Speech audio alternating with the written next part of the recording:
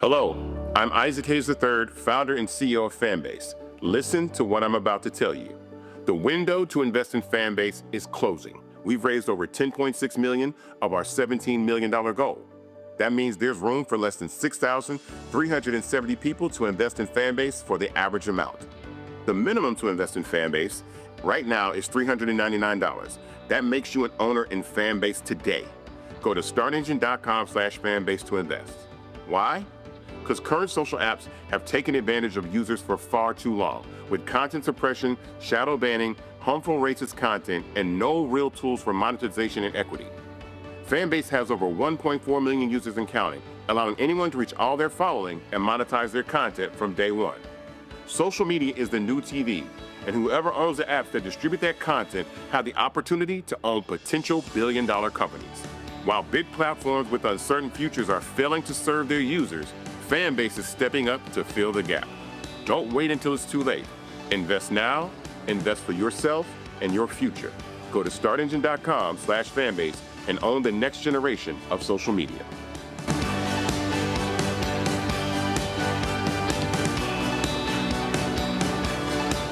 Folks, Black Star Network is here. Oh, no punches! I'm real revolutionary right now. Support this man, Black Media. He makes sure that our stories are told. Thank you for being the voice of Black America, Roland. Stay black. I love y'all. All momentum we have now, we have to keep this going. The video looks phenomenal. See, there's a difference between Black Star Network and Black-owned media and something like CNN. You can't be Black-owned media and be scared. It's time to be smart. Bring your eyeballs home. You dig?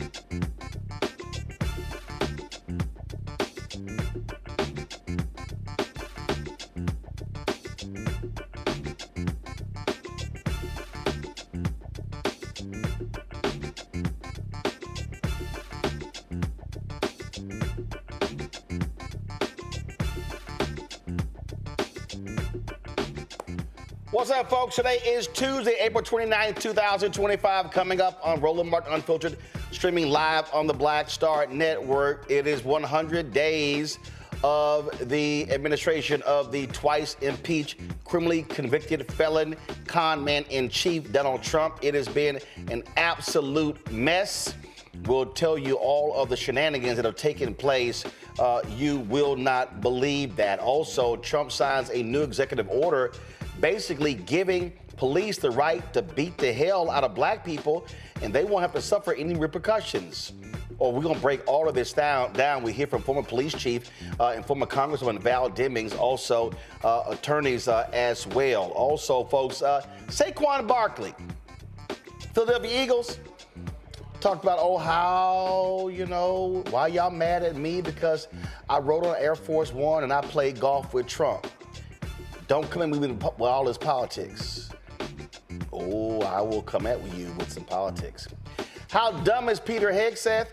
He champions the canceling of a program that was signed into law by Trump the first time, and that actually was sponsored by 3 people in Trump's administration. I told y'all that boy is dumb.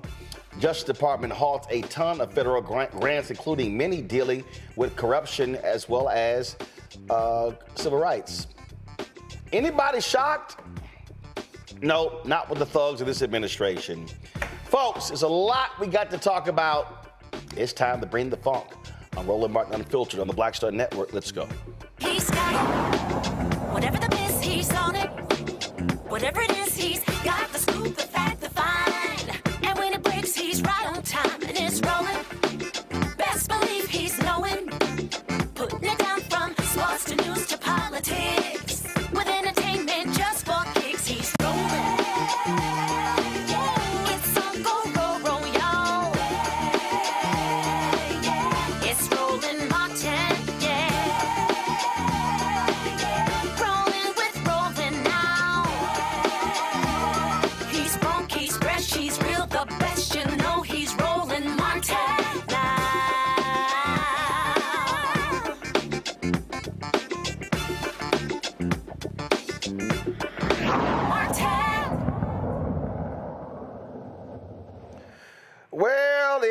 100 days since the twice impeached, criminally convicted con man, felon-in-chief, absolute idiot has been in office, and he's getting failing grades in a variety of polls, even Fox News, and Lord, he ain't happy at that as well.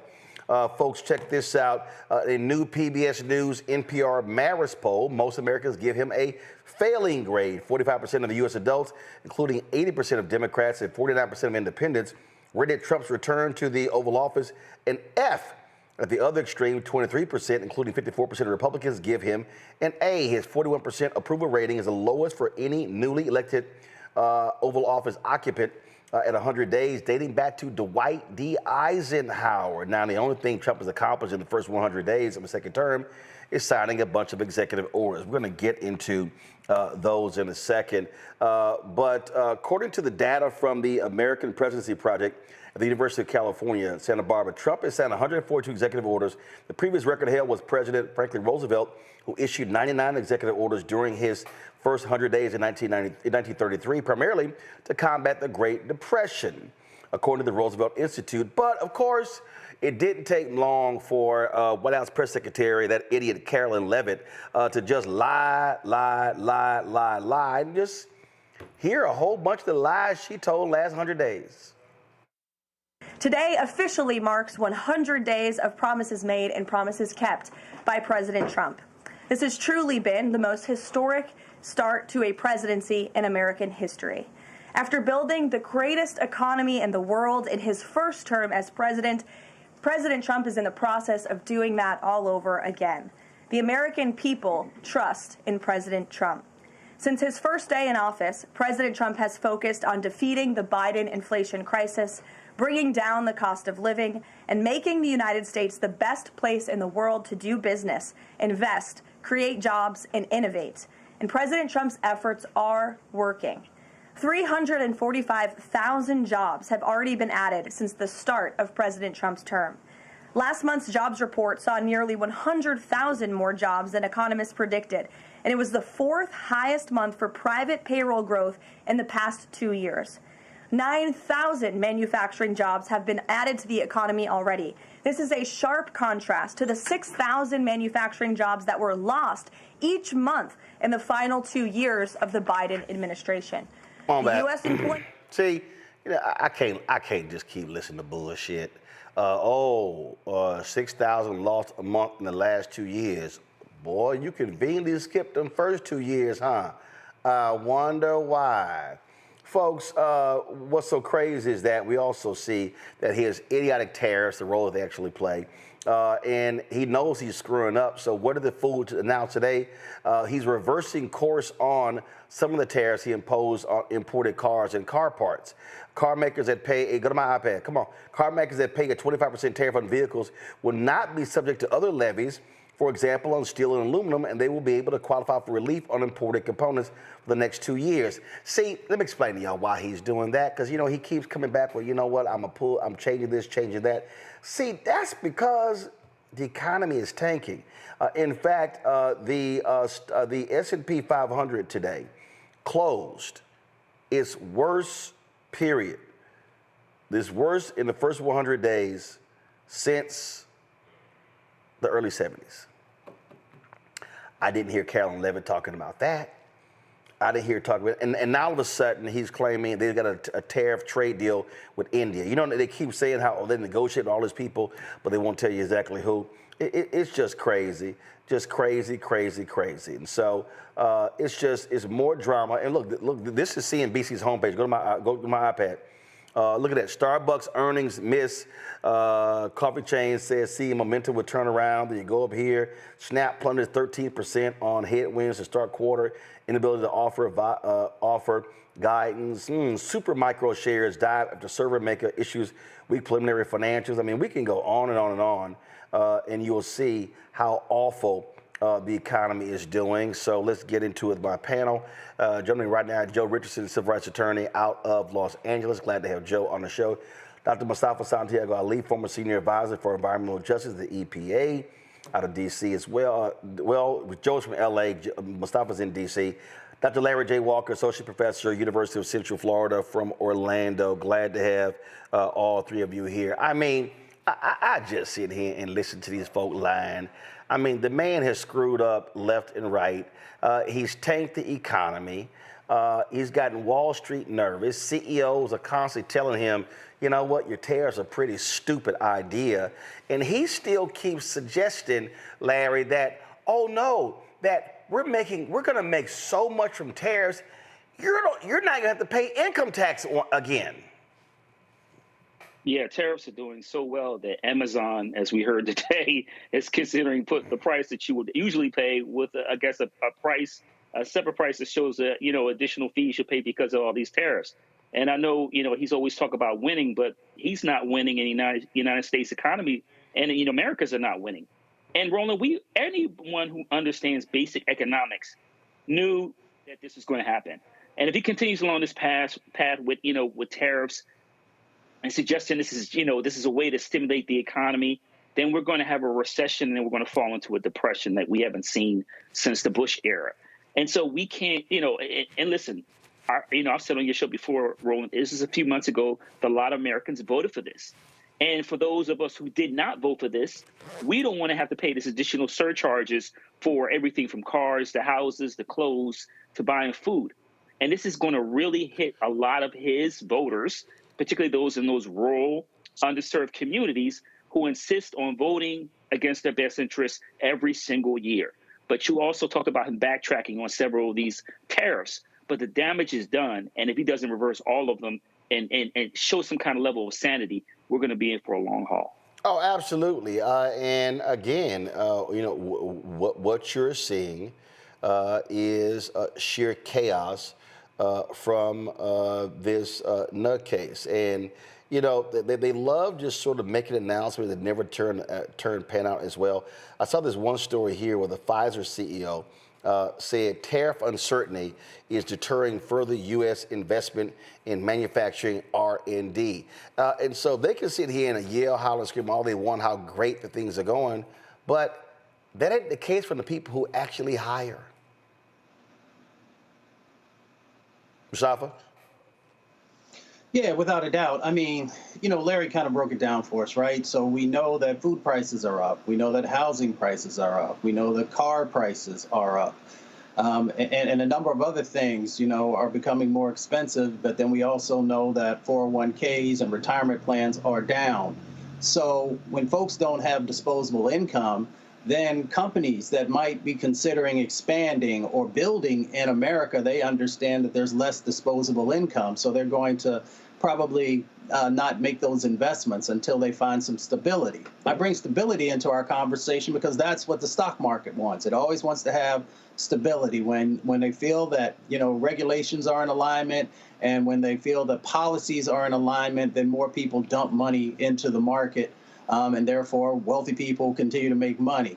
When folks don't have that stability and the policies that these economic policies that they put forward have not created any stability, what it has created is chaotic situations. You are much less likely to have folks wanting to build in America. So, they continue to sort of, send these pipe dreams to folks. And because most folks don't have enough time to slow down and actually take a look at economic policy, to actually take a look at the numbers, they just believe what folks say there on the White House from the press office, instead of actually being able to understand that we are in a very dire situation. But it is a dire situation that this administration created, because actually one of the, our nation's best sort of economic situations was under the last administration, where they were creating jobs, they were creating stability, so forth and so on. So we've just got to make sure that when people are saying things, that we are actually ground truthing them, both in the reality of when you're going to the grocery store, or when you're trying to pay your rent or your mortgage, but also in those unbiased places that share the reality economically of what's happening across our country. You know what? I get a kick out of all this talk, Joe. Donald Trump is going to lower egg prices. Really? This is what it looks like. That doesn't look that doesn't look like egg prices are lower. Looks like they're kind of high. Yeah, and that's not the only thing that's higher, right? Prices are higher all around. Everybody else has said what I would say. Basically, you know, the markets thrive on stability and even certainty. Companies that want to invest, that want to do things, that want to do R&D, if they feel like they have a deal with the president and then the deal goes away, they don't want to hire thousands of people or invest millions of dollars to have something change on a whim because of a personality issue. So even folks that are on the right side of him right now, you know, which is interesting. I saw Candace Owens talking about how she was just amazed that the president is going against the First Amendment. Well, he does things that are unconstitutional all the time. And so for you to think that you're on the right side of him right now, to think you'll always be on the right side of him, you know you have to look at him sideways. And if you actually have to make decisions based on what he says with your pocketbook, that's going to make you more reticent, more hesitant. People are going to hold on to the money to the extent that they have it. You have basically higher prices and less money, and that's going to continue to perpetuate. And so what I think is that what folks are getting ready to find out, if they don't know it already, we haven't felt the brunt of the decisions that he's made related to the tariffs yet. We haven't felt it yet, not like it's going to come through in the next 3 to 6 months. We are really going to feel it, and we're really going to understand what happens when you say something and then you try to reverse it, but you have a market that thrives on certainty and stability, and your word's no good. If your word's no good, it's going to be a no-go, and so that's going to get worse before it gets better. Yeah, I mean, this is what you're dealing with. You're dealing with absolute craziness from this case. And again, his cultists, they believe everything is just wonderful, going along swimmingly. Yeah, but they got in for a rude awakening as well. Gonna go to a break. We come back. Lots to talk about. St. Augustine's another lawsuit they are facing. We'll tell you about that and some other news. You're watching Roland Martin Unfiltered on the Black Star Network.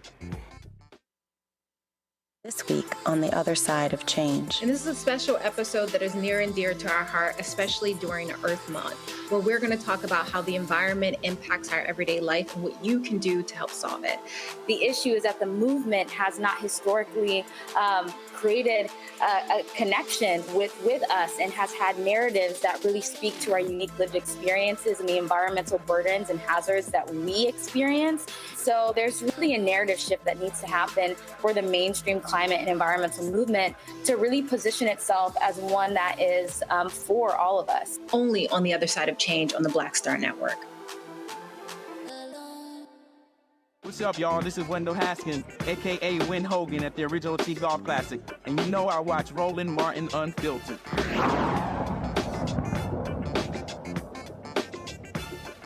Well, another day, another St. Augustine's University lawsuit, this time coming from their former NBA player turned basketball coach, Clarence Chucky Brown. He claims that university terminated his contract without cause. Brown brought more than 30 years of experience as a player, coach, scout, and mentor. He played for 13 years in the NBA and spent 15 years coaching or scouting. Also played for the Houston Rockets as well. He holds a league record for playing on the most teams during his NBA career, having played for 12 teams. Now, court documents say Brown was fired in December. However, he's still listed as the head coach on the school's website. Here are other lawsuits SAU is facing: Howard Fagans versus St. Augustine's University, Management Professionals, Inc. versus St. Augustine's University, Victoria Lee de la Cruz versus St. Augustine's, SBA Connect, LLC, Avaria, Inc., and Clarence Brown Jr. versus St. Augustine's University. As usual, we contacted the university for a comment. They did not respond to our request. I mean, it just happens over and over and over and over again. And Joe, I'm sorry, if you're in a financial problem, last thing you need are more lawsuits. Yeah, that's for sure. You need to start having some serious discussions. If you're in a financial problem and you know that there's potential for you not to be able to fulfill your obligations, or that you would be better off meeting someone halfway, what you don't do is go ahead and decide to fire them for a cause, because now there's a question as to whether or not the cause was actually there. What you ought to do is create a negotiation and come up with the best thing you can in the way of a win-win, so somebody can break wide and bounce if that's what they need to do. You're going to draw more bees with honey. And so now they have all of this potential exposure because of these lawsuits. Now, we don't know. We'd like to think that they have insurance or whatever else, and then they're just, paying whatever it is that they have to pay as a deductible related to that. But it doesn't make them look good. When you have to contract or get smaller the way that they have, slashing half your staff and all of these other things, your school's on the ropes to begin with. So you have to really do some things in order to be able to survive, unless you're just giving it all up. But that doesn't mean that you're not going to be legally liable. That's why Chucky Brown, who I think played for the Lakers too, he played for everybody else. That's why Chucky Brown is taking his shot, and he's going to go down the road, and they're going to be in this litigation for a while. Larry, it's just another day, another lawsuit, more drama, and it's like, oh my God, can y'all please put all this crap behind you? But no, you got dysfunction administration. You got the totally dysfunction on the board of the trustees. Yeah, Roland, I serve on a board for an institution of similar size. And, every time I see something like this, obviously you talk about leadership, but hopefully they can get this resolved, because this is an important and historic institution that's been serving students for years. And I even know a few alums. So hopefully they can get this issue resolved. But this number of lawsuits, it taints the image of the institution. It makes it difficult to recruit students and faculty and staff. And it essentially, when we see institutions of similar size go through these, it kind of just wears down. And like I said, student population dwindles, faculty and staff, and then accreditation, among other challenges, really prevent the school from being rebounding and addressing some of the issues with the lawsuits you described, and some of the other challenges that they're obviously going to encounter in the future. I'm hopeful that, maybe they need a change in leadership. You talked about the board of trustees, you talked about the leadership, et cetera, other leaders at the institution. But this is never good when you see these several, lawsuits filed within a short period of time. And I'm quite sure there's some alum watching here who share the same concern. So hopefully this can get resolved. Some of these lawsuits can get resolved, and the institution can bounce back. Look, they didn't even have 30 graduates, Mustafa. And let me tell you how bad this is. They put this press release here out. SAU received $132,000 from Alfred Street Baptist Church, wiping out debt for graduating seniors. And so this is the cumulative debt for 11 of the 25 graduating seniors in the class of 2025.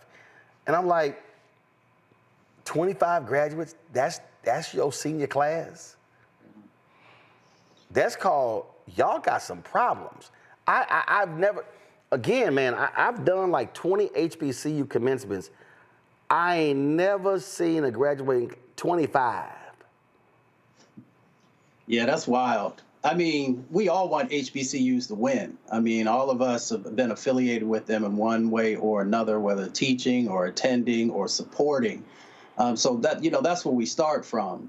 But, there are some of our institutions that have to do a much better job of fiscal management. And when you don't do that, we're focused right now on St. Aug's, but this is a broader narrative, because we understand when whether it is one of our businesses or our educational institutions run into problems, folks don't just look at that one institution. There is a broad brush that is often used, and the narrative that is created. And the reason that I raise that is because we currently have an administration that we're living under whom will utilize these types of situations and will say these are the reasons that we should not be investing additional dollars into these historic institutions, but they will say that we cannot handle the responsibility that is necessary. I hope that doesn't offend anyone, but we all know that they love to manipulate information and they love to cherry pick what they share and how they build policy around it or executive orders. So that's why I think it's incredibly important for us to make sure, one, that we are supporting our institutions, but we also have to make sure that they have the individuals on the boards who are going to make sure that they're doing the oversight that's necessary so that we can continue to make sure that they thrive. So when we see these types of things happening at St. Aug's, it's not something that happened just overnight. So we've got to make sure that we're tightening up so that we are prepared for the fights that are in front of us. Oh, indeed, indeed. All right, folks, we're going to go to break. Can we come back? Saquon Barkley, running back for the Philadelphia Eagles, posted something yesterday on his Twitter page. Let's just say it caught my eye. And I got a couple of things to say about it. We're going to discuss that next. Folks, if you want to support the work that we do, join our Bring the Funk fan club. Your dollars make it possible for us to cover the stories that matter to you. Support via Cash App. Use the Stripe QR code. Click the Cash App button to continue to contribute. You can also use this QR code for credit card processing. If you're listening, go to blackstarnetwork.com. You can see your check and money order payable to Roland Martin Unfiltered, P.O. Box 57196, Washington, D.C. 20037-0196. PayPal is R Martin Unfiltered. Venmo is RM Unfiltered. Zelle, Roland at RolandSMartin.com. Roland at RolandMartinUnfiltered.com. We'll be right back. On the next, A Balanced Life, we're talking about the stress of stress and trigger warnings, looking at those areas in our lives where we often don't turn the page or turn the corner, but giving us the ability to really take a deep dive and look at who we are, the people around us, and the ways in which we're triggered. A lot of times we are so stressed out because we are trying to control things that are outside of our sphere of control. That's all next on A Balanced Life on the Black Star Network. This is Tamala Mann. And this is David Mann. And you're watching Roland Martin Unfiltered.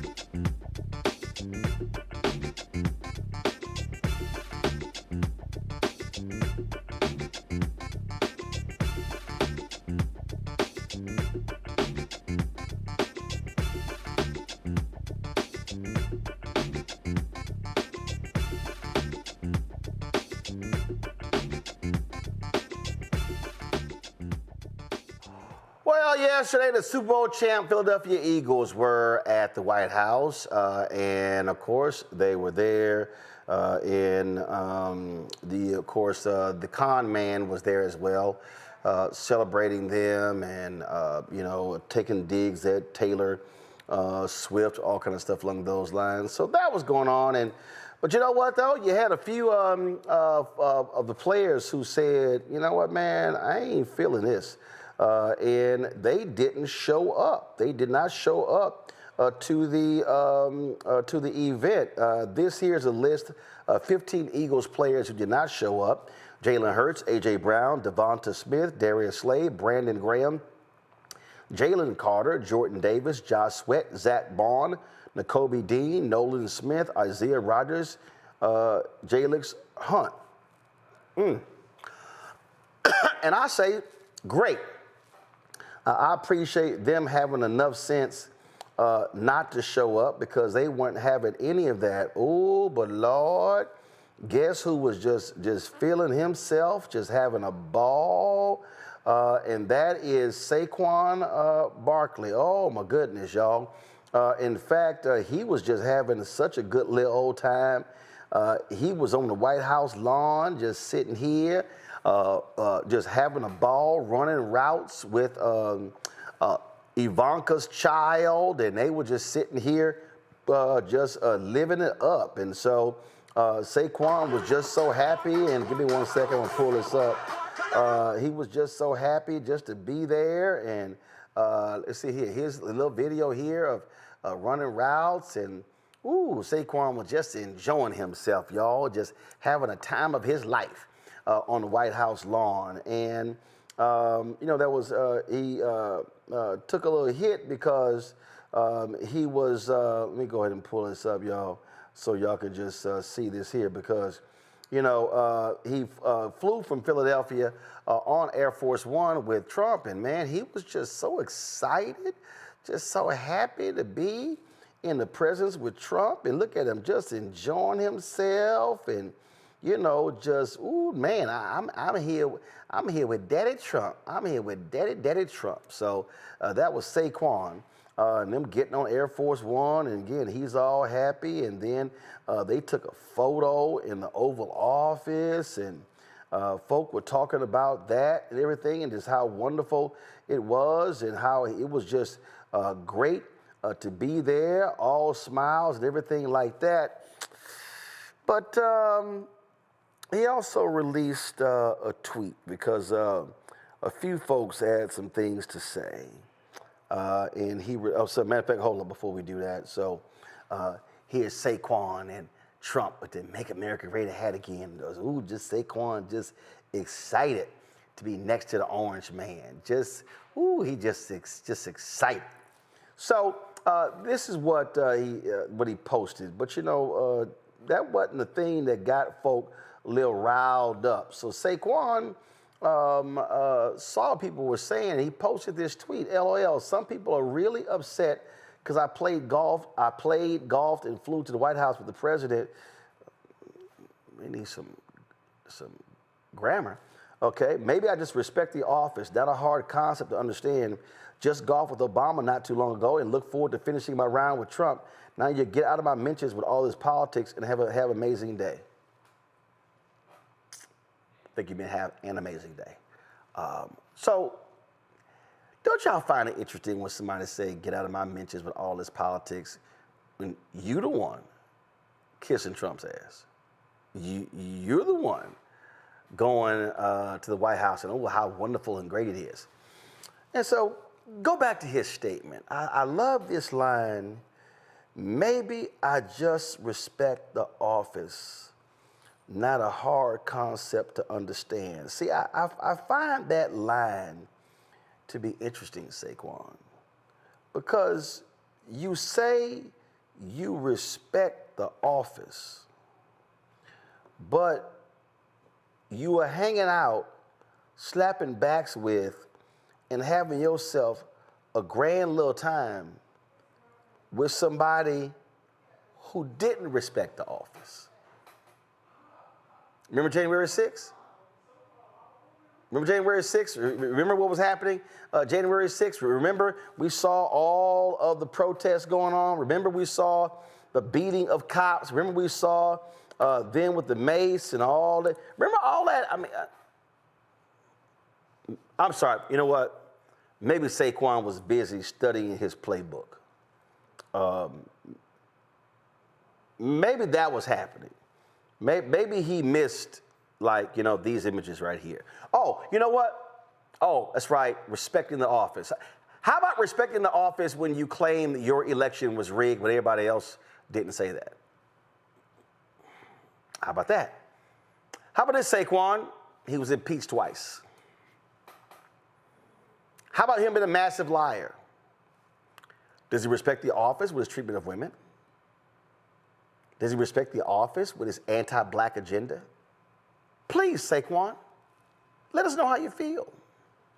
So, y'all, this is the problem when you have these grossly uninformed athletes. It ain't just him. Did y'all see the article? Did y'all see the article? Terrence Howard. Terrence Howard, y'all, this gonna make y'all crack up laughing.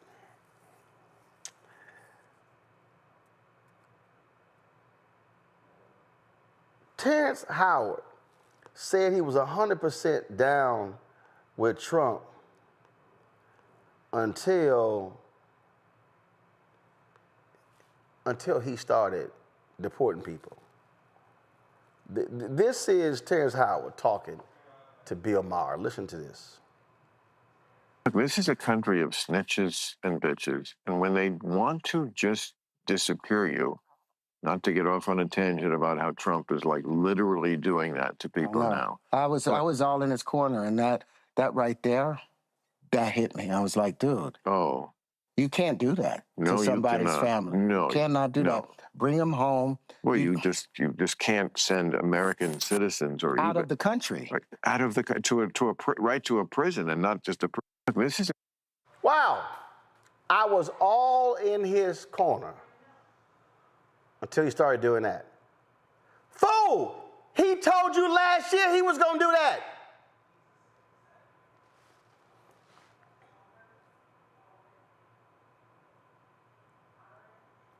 Saquon Barkley and Terrence Howard, utter embarrassment.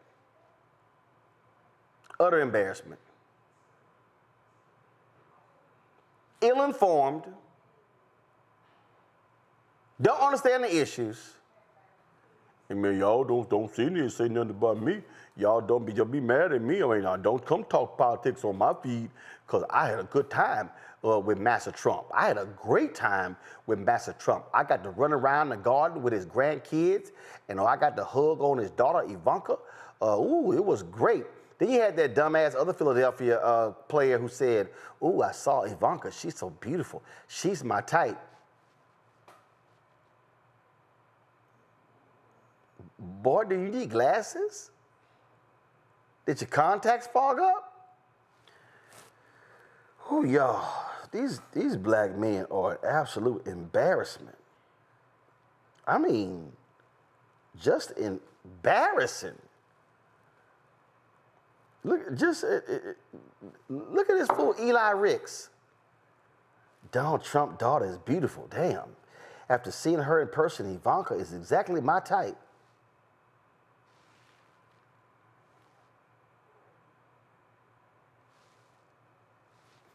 Oh, are we seeing the same person? I just sit here and listen. I get it. It's people, again, I respect the office. And I remember when Nelly would say the same thing. But I'm going to tell y'all right now, I cannot roll with somebody who constantly disrespects the office and then say that I should respect the office. Larry, when I was showing some of that, you almost came out your skin. Go on right ahead. Just gotta acknowledge I'm from Philly, which means by birthright I'm a huge Eagles fan. Uh-oh. So Roland, listen, I was texting family and friends yesterday. because Saquon was getting cooked after helping my squad win a Super Bowl. But he's in the sunken place, brother. I don't know how else. I don't know what else to say about it. But you know what? If you follow Saquon's career, I follow him since high school. But if you followed him, for those out there, you're not surprised he said what he said. But it's disappointing to see black men perform like that. You know, we talk a lot about the challenging times we're in right now. And so when I see, someone that's representing my city, my hometown, dancing like that, all the challenges that black folks are dealing with and will continue to deal with next several years, I have a serious problem with it. And like I say, he was getting cooked yesterday, and rightfully so by black folks, particularly black folks from Philly. We're not trying to hear that. Roland, as you well know, Philadelphia has a long history of black activism. So it is the wrong city for that nonsense. And I'm quite sure he'll hire some PR person, and you'll see within the next few months him come out. We'll talk about he's donating scholarship money to one of the local HBCUs or UNCF or something like that. You'll see something like that over the next couple of months. But he can't get it. He can't get back what he lost after being the Offensive Player of the Year and lead my squad to the Super Bowl. But I was extremely disappointed to see a brother doing that yesterday. So that's all I have to say is Philly. Joe, is this Saquon's new look right here? Ooh.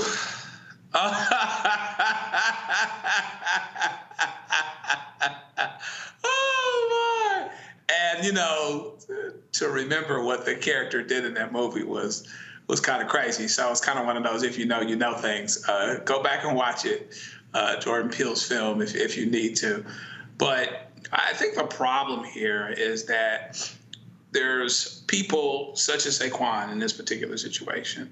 You just don't understand the moment that we're in. And maybe things have gone so well for you that you don't have to do that, or that you don't feel like you have to do that. But you're missing the boat when you feel like you ought to, despite the fact that the president himself does things that would suggest that his presidency is not normalized, that his representation, his work, whatever it is he's doing is not normalized. You would still overlook everything he's doing and or not doing and normalize him. You can say you're respecting the presidency, but what do you do when the president himself doesn't respect the presidency, right? And I give it up to Jalen Hurts, and I give it up to Devontae Smith, and big players on that team, consequential players on that team, who have done what they've needed to do to at least not normalize the president in that moment. Now, there's more that athletes that have resources and that have influence can and should do. You recall back to Kareem Abdul-Jabbar and Jim Brown and Muhammad Ali back in the 60s. But, Saquon wants to be OJ. Okay, I guess. But maybe just like OJ back in the 60s, when it goes down in the 90s, maybe there'll be a moment when you'll need our support the same way. And I guess we'll just have to talk back then. Mustafa, I think this might be the quarterback room or the meeting room at the Philadelphia Eagles right here, as they try to figure out, Lord, what we got here. Because clearly he is impacted by the team right there. Just sound like a fool. I respect the office. Yeah, but you with somebody who respects nobody. He has no respect for women. He has no respect for human rights. He has no respect for the law. And he's absolutely anti-black. But Saquon Barkley is up there just cheesing. Oh, I just cheesing. Yeah, when I saw the picture of the brother, with the dude who's sitting in the White House right now, the first thing I thought about was Get Out, because I was like, something done happened. This can't really be you. Somehow they done hypnotized you or something. And I thought y'all gonna bring up Clayton Bigsby, if you remember that Dave Chappelle character, because we got so many folks who continue to shuck and jive. James Baldwin once said, "I can't believe what you say because I see what you do." So when I look at Jalen and I see him taking a stance, when I see some of those other brothers taking a stance, what they are also saying is that I understand what my brothers and sisters are going through who haven't had the same level of success as me. When you have an administration, as you said, Roland, that is anti-Black, there's no way of getting around that. When you put out executive orders almost on a daily basis and you make sure that you have language in there, not just talking about DEI, but talking about quotas and having all this misinformation and disinformation inside of them, that makes it sound like you all have done something significant for Black folks. And now they got to find a way to pull it back, knowing that in your first administration, you did absolutely nothing for Black folks. People will look at a little bit around some of the things they did about getting some folks out of prison and a little bit of dollars that they gave to HBCUs. But when you add that up next to, all of the things that you have now stripped away, your whole administration is about erasure of Black folks.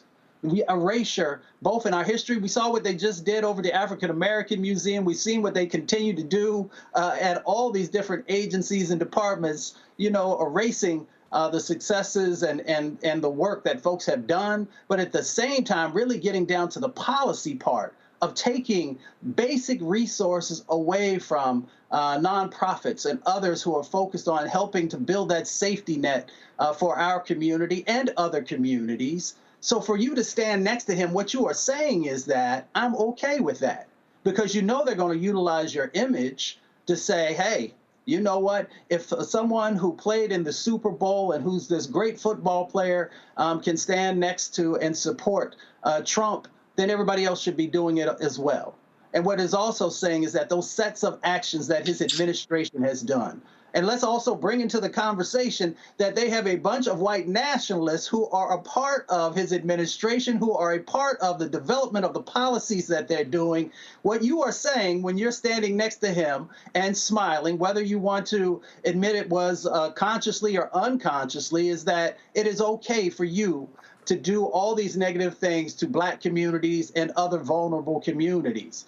So you got to carry the weight now, brother, because you made the decision to enter into that space, and you gave away some of your credibility by being right next to him, putting your hand on his shoulder or whatever else y'all may have done.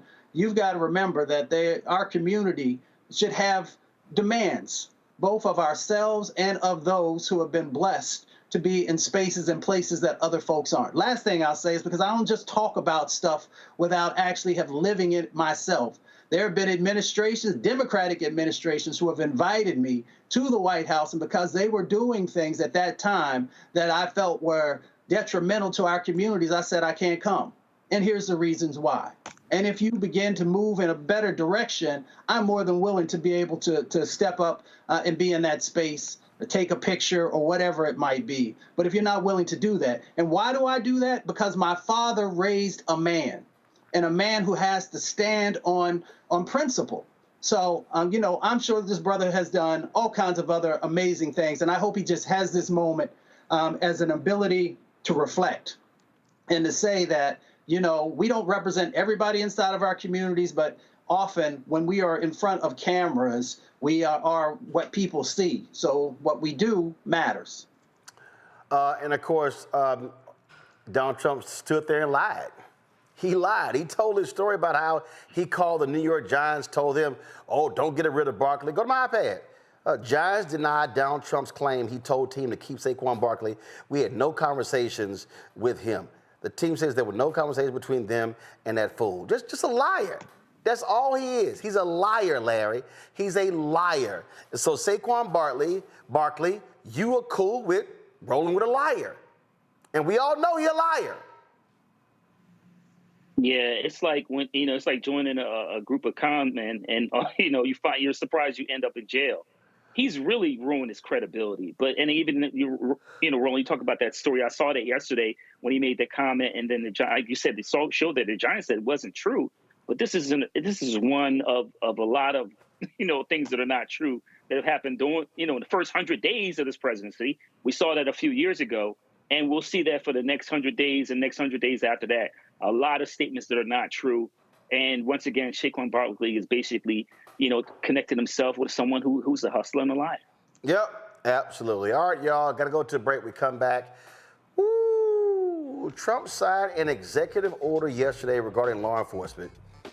And when I say this is absolutely anti-black, oh, it is. And we're going to unpack this thing. And trust me, y'all going to trip out to understand how far-reaching this is. That's next. Roland Martin Unfiltered on the Black Star Network. Next on the Black Table with me, Greg Carr. It's a rare occasion when a course taught in high school becomes a topic of national conversation, let alone a burning controversy. But that's exactly what happened with Advanced Placement African American Studies, courtesy of a certain Southern governor who's taking offense. On our next show, we take you inside the classroom for an up-close look at the course through the eyes of the teachers that teach it, the students that are taking it, and the communities that surround them. And so many of the kids we saw, the truth. And, it just impacts those kids in such a big way. A master teacher round table on the next Black Table that you do not want to miss, right here on the Black Star Network. On the next Get Wealthy with me, Deborah Owens, America's Wealth Coach, inflation is on the rise. Interest rates are high. Can you still thrive during these uncertain times? On the next Get Wealthy, you're gonna meet a woman who's done just that, living proof of what you need to do to flourish during these uncertain times. These are times where you take advantage of what's going on. This is how people get rich or richer. That's right here on Get Wealthy, only on Black Star Network. This week on the other side of change. And this is a special episode that is near and dear to our heart, especially during Earth Month, where we're going to talk about how the environment impacts our everyday life and what you can do to help solve it. The issue is that the movement has not historically created a connection with us and has had narratives that really speak to our unique lived experiences and the environmental burdens and hazards that we experience. So there's really a narrative shift that needs to happen for the mainstream climate and environmental movement to really position itself as one that is for all of us. Only on the other side of change on the Black Star Network. Hatred on the streets, a horrific scene, a white nationalist rally that descended into deadly violence. White people are losing their damn minds. As an angry pro-Trump mob storms the U.S. Capitol, we've seen We're about to see the rise of what I call white minority resistance. We have seen white folks in this country who simply cannot tolerate black folks voting. I think what we're seeing is the inevitable result of violent denial. This is part of American history. Every time that people of color have made progress, whether real or symbolic, there has been what Carol Anderson at Emory University calls white rage as a backlash. This is the rise of the Proud Boys and the Boogaloo Boys. America, there's going to be more of this. Here's all the Proud Boys, guys. This country is getting increasingly racist in its behaviors and its attitudes because of the fear of white people. The fear that they're taking our jobs, they're taking our resources, they're taking our women. This is white fear.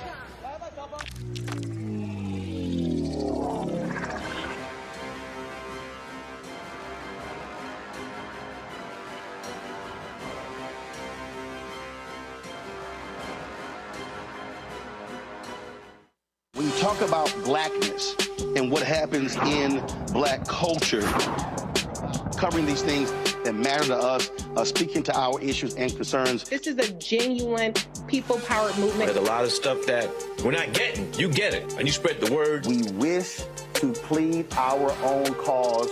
Too long have others spoken for us. We cannot tell our own story if we can't pay for it. This is about covering us. Invest in black-owned media. Your dollars matter. We don't have to keep asking them to cover our stuff. So please support us in what we do, folks. We want to hit 2,000 people, $50 this month, raise $100,000. We're behind 100,000, so we want to hit that. Y'all money makes this possible. Take some money orders. Go to P.O. Box 57196, Washington, D.C. 20037- 0196. PayPal is rmartinunfiltered. Venmo is rmunfiltered. Zelle is Roland at rolandsmartin.com.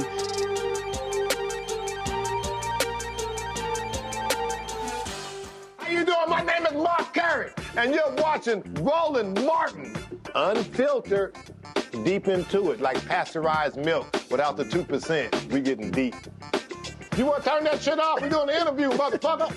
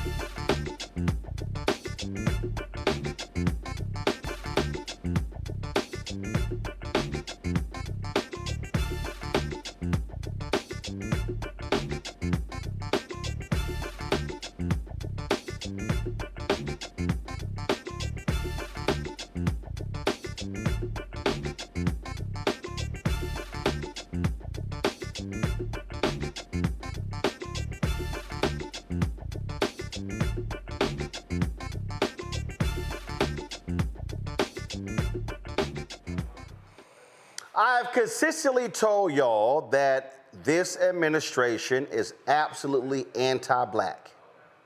We have detailed this numerous times, how anti-black these folks are. We warned folk during the campaign that Donald Trump does not give a damn about black people. He doesn't care if cops beat people. He doesn't care if they maim people. He doesn't care if cops kill people, because he believes they can do no wrong. Now, remember during the campaign when Donald Trump said that he wanted to give cops 100% immunity? And folks were like, okay, you know what, all right, y'all making a big deal out of that. This really ain't nothing to make a big deal out of. Really, yesterday, this is the executive order that Donald Trump released. It's called Strengthening and Unleashing America's Law Enforcement to Pursue Criminals and Protect Innocent Citizens. So then when you start going under, here he talks about, it's about safe communities, blah, blah, blah, businesses that suffer because of crime, blah, blah, blah, blah, blah. But then right here you get to Section 2, the legal defense of law enforcement officers. The Attorney General shall take all appropriate action to create a mechanism to provide legal resources and indemnification to law enforcement officers who unjustly incur expenses and liabilities for actions taken during the performance of their official duties to enforce the law. This mechanism shall include the use of private sector pro bono assistance for such law enforcement officers. Now, let me stop right there. See, you now may be asking, Roland, I'm confused here. Don't they have immunity? Oh, they have qualified immunity? Don't you already have law? No. This is Trump saying we're going to provide legal counsel for y'all. And remember when Trump extorted the money from all those law firms? When he signed those illegal executive orders and they agreed to do pro bono work for whatever causes he wants, he is going to tell Pam Bondi, hey, go to those law firms that I've already extorted and they gonna work for these cops for free. That's literally what he's saying. Go back to the rest. Go back to the. Then it says empowering state and local law enforcement. They're going to sit here, expand access, prove training, increase pay and benefits, strengthen and expand legal. Strengthen and expand legal protection for law enforcement officers. Blah blah blah blah blah. Using national security assets for law and order. He wants to use the military. You see this Department of Homeland Security, holding state and local officials accountable. You see this here? Look, y'all love this one. Willfully and unlawfully direct the obstruction of criminal law, including by directly and unlawfully prohibiting law enforcement officers from carrying out duties necessary for public safety and law enforcement. Boom, right here. Unlawfully engage in discrimination or civil rights, or civil rights violations under the guise of diversity, equity, and inclusion initiatives that restrict law enforcement activity or endanger citizens. Keep going. You see this here? All these things they're going to do. Folks, I want y'all to understand something. In the Department of Justice Civil Rights Division, hundreds of people are resigning because they are gutting the DOJ Civil Rights Division. That means Ahmaud Arbery. That means Eric Garner. That means, we can start naming all these cases. Tyree Nichols, Derek Chauvin. Derek Chauvin pled guilty to federal charges in the death of George Floyd. I'm telling y'all right now, Donald Trump is saying the DOJ is out of the business of prosecuting cops. He pardoned 2 officers in D.C. who were convicted of their involvement in the death of a black man. When he came back in January, pardoned them. Those 2 cops are now back on the police force. We interviewed the reporter last week about the case of the LA deputy sheriff who brutalized the black woman who was recording an encounter. He was found guilty. Trump's U.S. attorney, hey, Judge, can we review this? Give us 3 months to review the case? Judge said, no, he's going to be sentenced on May 19th. Watch. I guarantee you within 10 days of the sentence being handed down, Trump is going to pardon him. What we are now seeing, we are now about to see a level of brutality that is being absolutely authorized by the Oval Office. Val Demings, former police chief, former law enforcement officer for decades, former member of Congress. She joins us right now. Glad to have you back on the show. Roland, it's good to be back with you. I wish it was under different circumstances, but every day things just seem to get crazier and crazier, as I'm sure you know. This is a dangerous executive order, and this is an executive order. It is targeting black people. It is targeting civil rights attorneys, and it is saying to law enforcement, do whatever you want, I got you. You know, Roland, what's so amazing about this order, and look, everybody, whether you voted for Trump or not, shouldn't be surprised at some of the lawless, unhinged, chaotic, crazy foolishness that we see coming out of the Oval Office every day. But in the executive order, when in the title it talks about unleashing American law enforcement officers, and you know, Roland, I spent almost 3 decades in law enforcement. It was a job that I loved because I felt like working with my community. It was, we were making a difference. But this is about dividing communities. And I am just praying that local sheriffs and police chiefs, our law enforcement leaders, don't fall for it this time, because the bottom line is Donald Trump doesn't give a damn about law enforcement. I think he demonstrated that on January 6th. Look, I was there. I witnessed it.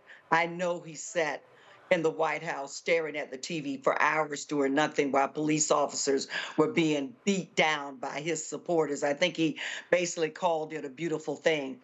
But he doesn't give a damn about law enforcement officers. But we do know that he's in trouble right now. That 39% approval rating is bothering him, and we know what he does when he's in trouble. He pulls something out of, well, I won't go there, but, and usually racism and sexism are the go-to things. And you're absolutely correct. As I'm reading this executive order, and I get to law enforcement basically should not spend time on DEI programs. And more time on. Like, how the heck did that get in there? Right. Because the bottom line is, look, they're going to work every day trying to reduce crime for the most part. And the truth of the matter is, violent crime all over the nation is down right now. That they need to keep working at it every day. But what sparked the sudden interest in Donald Trump suddenly falling in love with law enforcement again and pulling out the isms? Yeah, but it's not recent. This was May. Yeah. Folks, this was May. This was almost 1 year ago to the day. Listen to this. We're going to rebuild our cities. We're going to bring them back like they used to be. We're going to make them safe places again. We're going to give our police their power back, and we're going to give them immunity from prosecution. So they're not prosecuted for doing their job. We'll take over the horribly run capital of our country, Washington, D.C., and clean up, renovate, and rebuild our capital city so that it's no longer a nightmare of murder. See, he doesn't. And Roland, go ahead. Look, it's 4 years, though. My point is, on January 6th, the lawlessness that took place at the Capitol when the president could have done something about it, he did nothing. And he said nothing. And isn't it interesting that now, the last year, he is suddenly so interested in let's protect, let's do something, let's look out for law enforcement. And it's interesting, too, that nowhere in his order does it say wrongdoing or violating policies or violating the law. Nowhere does it say those things matter. No, it doesn't. Executive order. No, but he doesn't. He doesn't care about victims. He doesn't care about somebody who's been brutalized or maimed or killed. He doesn't. His whole deal is, hey, y'all deserved it. That is his belief. Remember, this is the same guy who called for the death penalty for the then Central Park 5, now the exonerated 5. And it's amazing as I read it. Increased pay and benefits we know he believes that everybody can be bought. I mean, we know he believes that. And now here he goes with the buzzwords, right? Increased pay, increased benefits. Oh, we're going to give you extra legal protection. And like I said, nowhere does it say whether they were engaged in criminal activity or violation of policies or laws, because he believes that law enforcement can be bought. And Roland, they cannot solve crime without trust and a relationship with the communities. And that's why I'm hoping that through these turbulent times, Donald Trump has clearly showed us who he is. It's amazing. The most recognizable criminal in the world suddenly wants to pretend to be all about law and order. And I'm certainly hoping that police chiefs and sheriffs will not fall for his foolishness, because regardless of what the federal government says they're going to do or not do, local law enforcement cannot solve crimes without a relationship and trust and cooperation in those local communities. And I do believe that the overwhelming majority of law enforcement officers do want to solve crime. But here's the problem. We know for a fact that he is playing to the crowd. And look,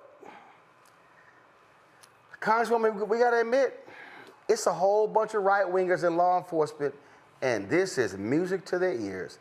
We've had, every time something happened, I've seen cops in Baltimore and Chicago, oh, our morale is down. Look, I remember Jeff Sessions, his first attorney general.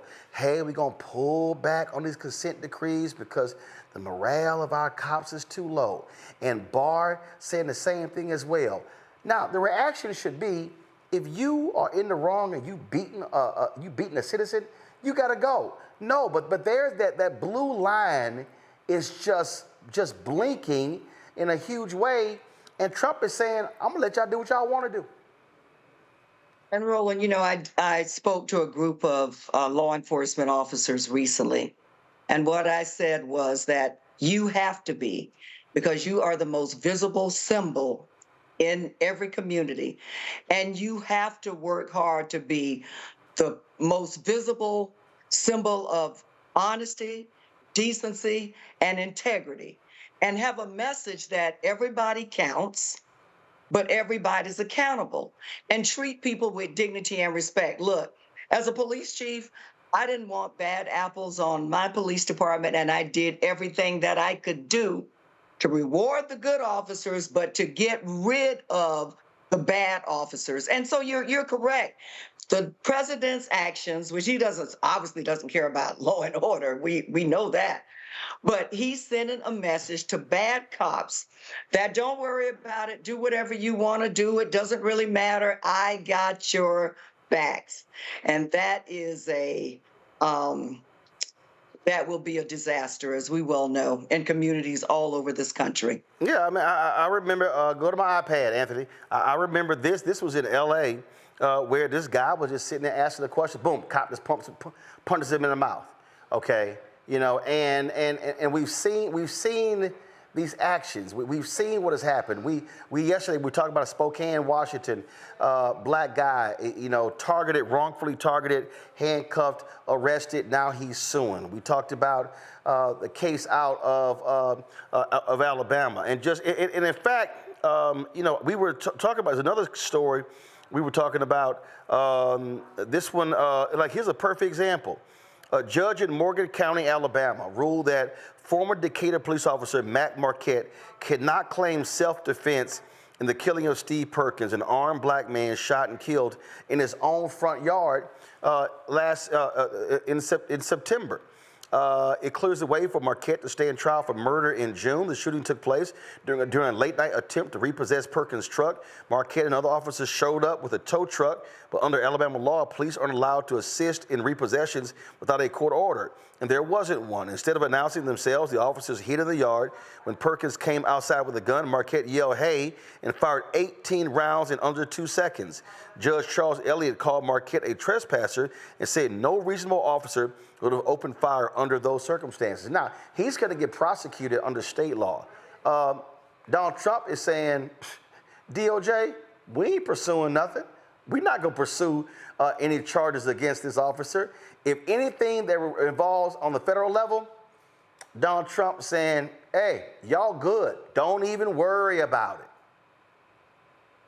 You know, Art, I mean, the really sad part about this really is, you know, there's been a lot of work done all over this country with the community, police officers, police departments working hard to improve the relationship between the police and the community.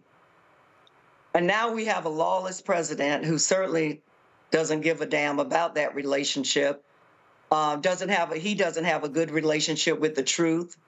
He doesn't really care. I think he's demonstrated, we're listening to it every day. He doesn't give a damn about what happens to black and brown people in this country. And now he wants to use the tool of law enforcement for his benefit to really push and support his racist policies. He can only do that with the cooperation of those police executives. And I'll say it again. I am hoping that they would step up, because you know what?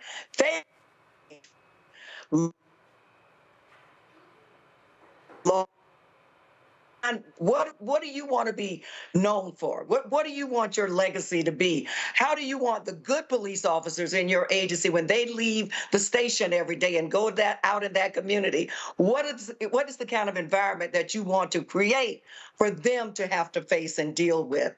And so Donald Trump, look, he could care less about law enforcement. He could care less about black and brown communities. He's going to pull out the isms, racism, sexism every time he gets in trouble. And he doesn't care who loses their life or is seriously injured in the process, because it's all about Donald Trump protecting Donald Trump. Yep, it's as simple as that. It's sad, and I mean, we're going to be talking to defense attorneys, and we just got to understand, these people, he doesn't care. He does not care about victims.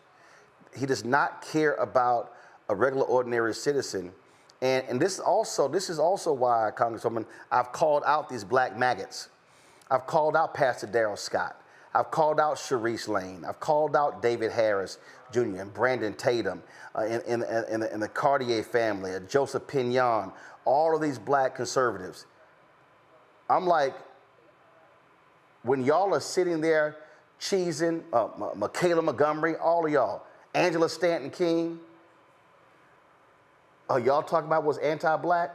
No, they're not, because they just happen to be some Negroes sitting in the room. And I've said it. There used to be I still know, they still exist, but there used to be real black conservatives. Senator Ed Brooke, who stood up and fought members of his own party to break the filibuster for the Fair Housing Act. There are numerous other black Republicans, but they are quiet. And these are absolutely anti-black executive orders that this man is initiating. And you know, Roland, again, regardless of what table you sat at or what party you were in, because I remember good, decent black conservatives as well. But how could you ever sit in a space or in a room or at a table and forget the people who suffered, bled, and died for black people to have a better life in this country? How could you ever forget the images of my former friend and colleague, John Lewis, on the Edmund Pettus Bridge, who had his skull cracked because he was trying to help every person to be able to vote. And so, you know, that was police brutality. See, nearly every riot in the 60s, if you go back to the 60s, the 50s, the 40s, the 30s, the 20s, 1919, nearly every race riot was instigated. It was a police action that was the case. The Kerner Commission report talks about that. I mean, you could just understand the history, this relationship, and to your point, you've had folks who made the effort, community policing. I think about Lee Brown. I think about others who understood how we must relate to the community. And I just listen. Donald Trump ain't got no respect. Congresswoman, this actually happened. The first time he was there, so when they have these meetings, so the president, whoever's the president, typically meets with television anchors and reporters. So I got invited to 3 of them under Trump. I got to 2. And Chicago came up. And he was complaining that, well, when Ron visited me, Ron was talking about education, economics. He was like, Ron, that's not the answer to crime. And I was like, actually, it is. I've talked to numerous police chiefs who will tell you that where there are high education and high income areas, it's the lowest crime in the city. They all go together. So he's talking, and he says that when they were going to the airport, he said he came across this really tough cop. He said, you could tell he means business. And he came to me and said, Mr. Trump, we can solve this crime problem in Chicago in 3 or 4 days. And Trump was like, this guy, you could tell he was just a really tough guy. So, you know, we passed his name on to Ron to be interviewed for the police commissioner. So he's talking about it. So I sit there and I go, well, what's your plan? This is no lie. This is what he said. He went, tough. I said, I'm sorry. Tough is a word. What is your plan? No lie. He said tough. I sat there. I was taking notes. I put my pen in my, I said, y'all can take it from here. That's literally his tough. Tough. This whole executive order is tough. We're going to be tough on crime.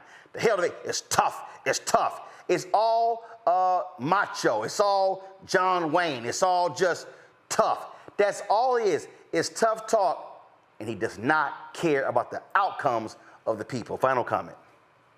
And Roland, we learned decades ago, as you mentioned earlier, that every person who's interested in this area knows that if you want to reduce crime, then you have to address some of the social ills that cause decay in communities in the first place. Quality education, housing, dealing with mental health issues, making sure that regardless of what community or whatever zip code, that you're able to receive the best education, dealing with unemployment issues. That's the way you reduce crime. I'm not even sure what the president is talking about in terms of, or anybody that says, oh, the way to do it, the answer to it is toughness. How has that worked for us? And so we need a police department that can not only work with the community to reduce violent crime, but also a police department that has the compassion to treat every person with dignity and respect. By building that relationship, that is how you reduce crime. And so the president can come up with yet another crazy, chaotic, unhinged executive order. But I am prayerful that law enforcement executives will say, we're not tying ourselves to Donald Trump because where he goes, chaos goes. Indeed, indeed. Congresswoman Val Demings, we certainly appreciate you joining us. Thanks a lot. Good to see you. Take care. Folks, going to go to a break. We come back. We'll chat with our panel about this very issue. You're watching Roland Martin Unfiltered on the Black Star Network. Please, folks, do us a favor and join our Bring the Funk fan club. Our goal is to get 20,000 fans contributing on average $50 each a year, $4.19 a month, 13 cents a day. If you want to contribute via Cash App, please use the Stripe QR code right here. You can also go to blackstarnetwork.com. If you want to send a check or money order, P.O. Box, make it out to Roland Martin Unfiltered, P.O. Box 57196, Washington, D.C., 2003 7-0196. PayPal, R Martin Unfiltered, Venmo's RM Unfiltered, Zelle, Roland at RolandSMartin.com, Roland at RolandMartinUnfiltered.com. We'll be right back. This week on A Balanced Life, we're celebrating all things mom. You know, your mother figure, your auntie, your grandma, your Mimi, anyone in your life who has taught you everything that you need to know about what it means to be a woman. You know, all those little sexy ways, all that attitude that you have, how to dress, how to speak to people, everything related to this person who has been so insightful to guide you, raise you, and steer you in the direction that you are now living. We celebrate moms and all their wonderfulness, and even our moms who oftentimes tell us like it is, girl, get yourself together. Yes, that mom, we love them all. Nobody but your child can test your inner gangster, but you have to use the fruits of the Spirit and show that peace and patience. And that's here next on A Balanced Life on Black Star Network. This week on the other side of change. And this is a special episode that is near and dear to our heart, especially during Earth Month, where we're going to talk about how the environment impacts our everyday life and what you can do to help solve it. The issue is that the movement has not historically created a connection with us and has had narratives that really speak to our unique lived experiences and the environmental burdens and hazards that we experience. So there's really a narrative shift that needs to happen for the mainstream climate and environmental movement to really position itself as one that is for all of us. Only on the other side of change on the Black Star Network. We begin tonight with the people who are really running the country right now. Now, Trump is often wrong and misleading about a lot of things, but especially about history. Donald Trump falling in line with President Elon Musk. In the wake of the unsettling news that MSNBC has canceled Joy Ann Reid's primetime show, The Readout, Roland Martin and the Black Star Network would like to extend an invitation to all of the fans of Joy Ann Reid's MSNBC show to join us every night to watch Roland Martin Unfiltered, streaming on the Black Star Network for news, discussion of the issues that matter to you, and the latest updates on the twice-impeached, criminally convicted felon-in-chief Donald Trump and his unprecedented assault on democracy, as well as co-president Elon Musk's takeover of the federal government. The Black Star Network stands with Joy Ann Reid and all folks who understand the power of black voices in media. We must come together and never forget that information is power. Be sure to watch Roland Martin Unfiltered weeknights, 6 p.m. Eastern at youtube.com/Roland S. Martin or download the Black Star Network app.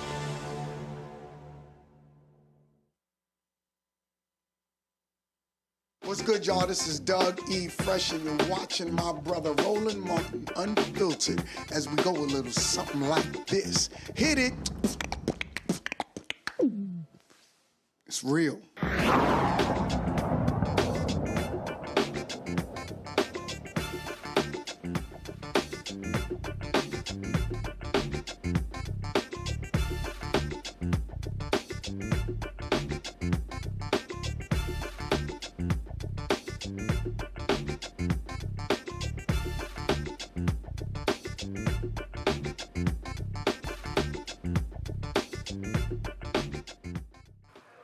Folks, welcome back to Roland Martin Unfiltered. Joe, I'm gonna start with you. Anti-black. There's no other way. This is targeting defense attorneys, civil rights lawyers. This is saying, hey, cops, y'all got free reign to bust heads, maim and kill people, because we ain't gonna do nothing to you on the federal level. Yeah, it's not protecting and serving. It's menacing and unleashing. That word startled me just like it did Congresswoman Demings. It is just crazy what it is that's going on right now. You talked about this case going on in Alabama, and fortunately that case is proceeding because the judge understands that what actually went on is a question of fact that the jury actually needs to decide. That's what's supposed to happen. But to your point, on the federal side, those cases will not be being brought at all. If he has his way, federal law won't support it, even though federal law and discrimination law is written with those that were discriminated against in mind. And police will be able to do what they want to do. They will be absolutely unhinged. Consent decrees are going. All of the things that oversaw from the federal government standpoint, things that state governments weren't doing, that state agencies weren't doing, that local agencies weren't doing, that county agencies weren't doing.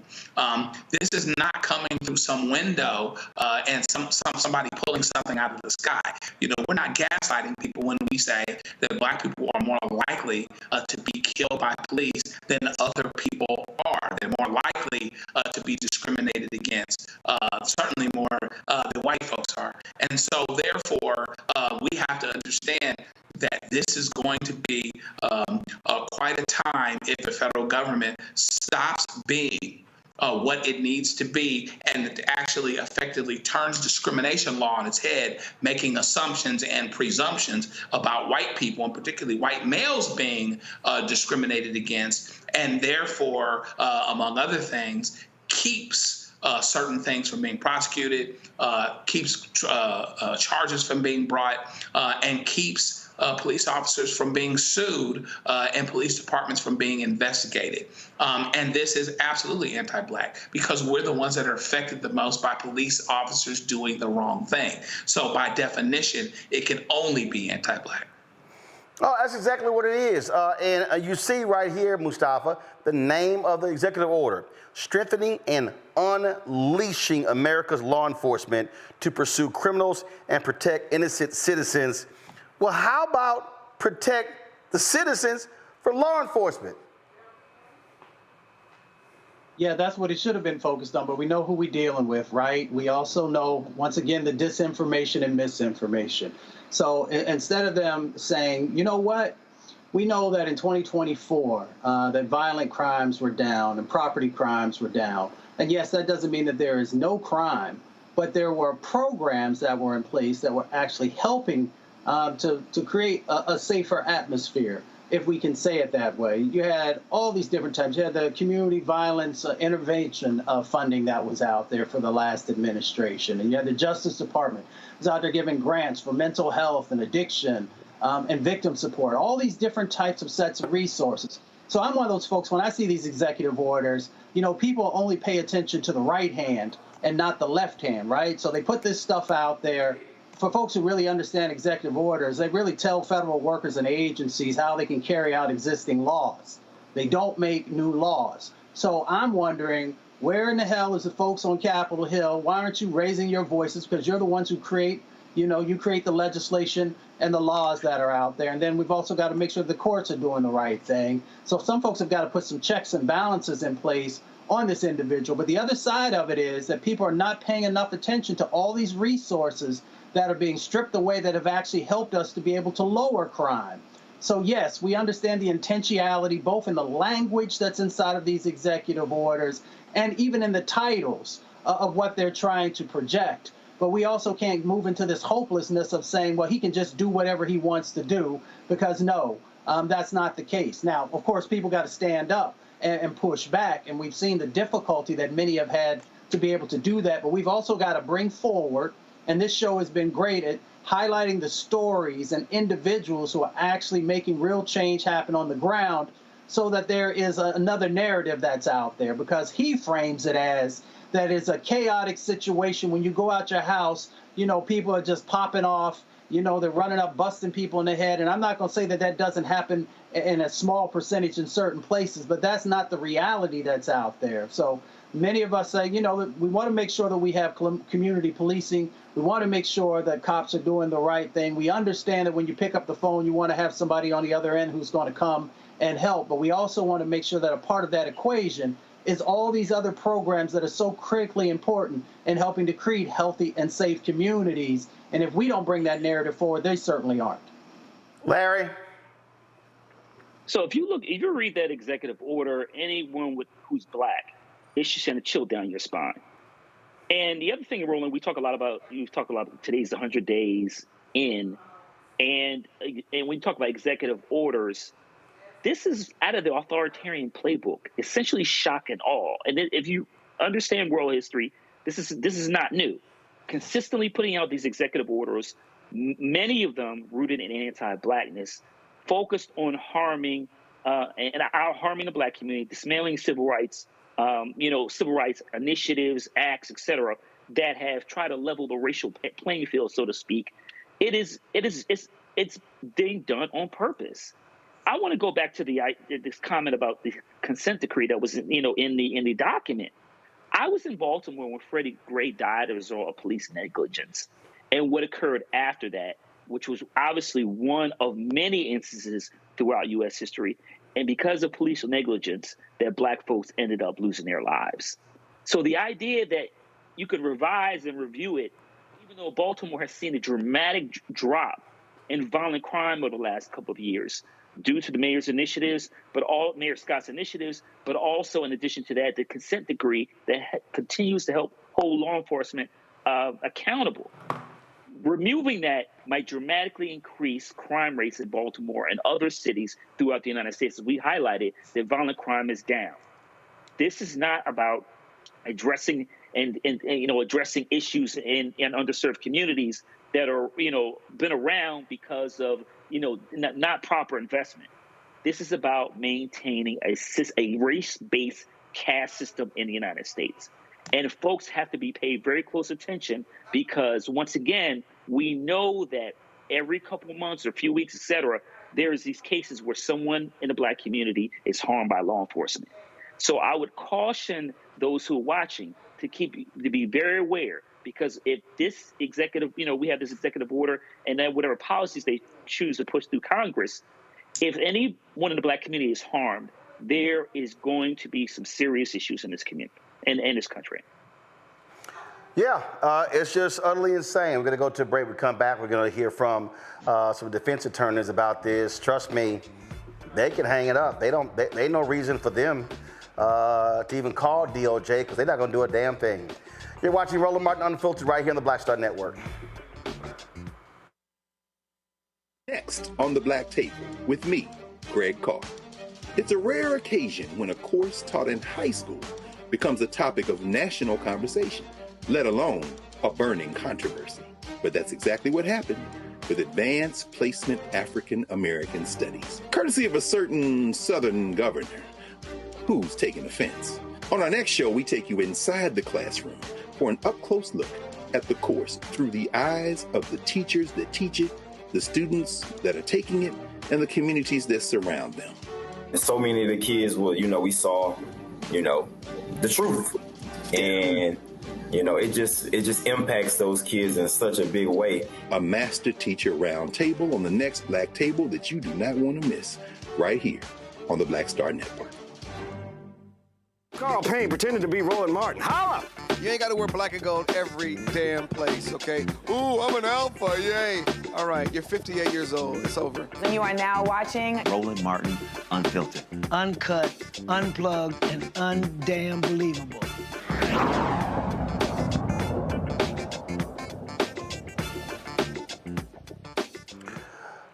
Chris Spencer, yeah, I'm repping the alpha stuff right here with two of the alphas on the show. You're just mad that you couldn't get in because the grades were not high enough.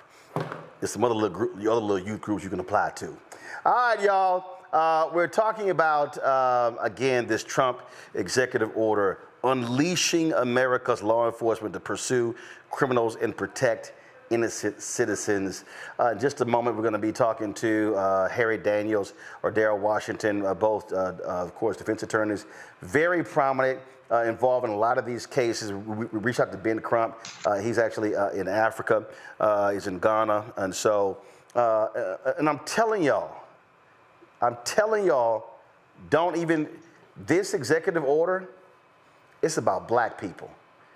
It's about all of these cases of black people being shot and killed, brutalized, beaten, harmed by cops. And Donald Trump is saying, yo, I'm good.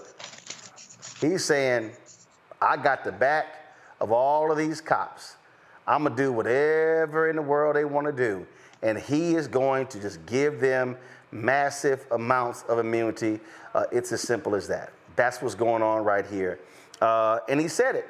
And again, see, this whole deal, oh, morale is back. I'm glad. And that was one of the stupid comments you heard Bill Maher say.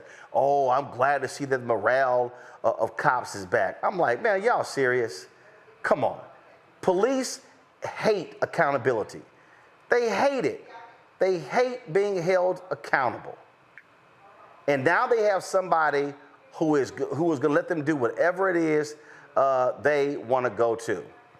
All right, folks, we have Harry Daniels ready. All right.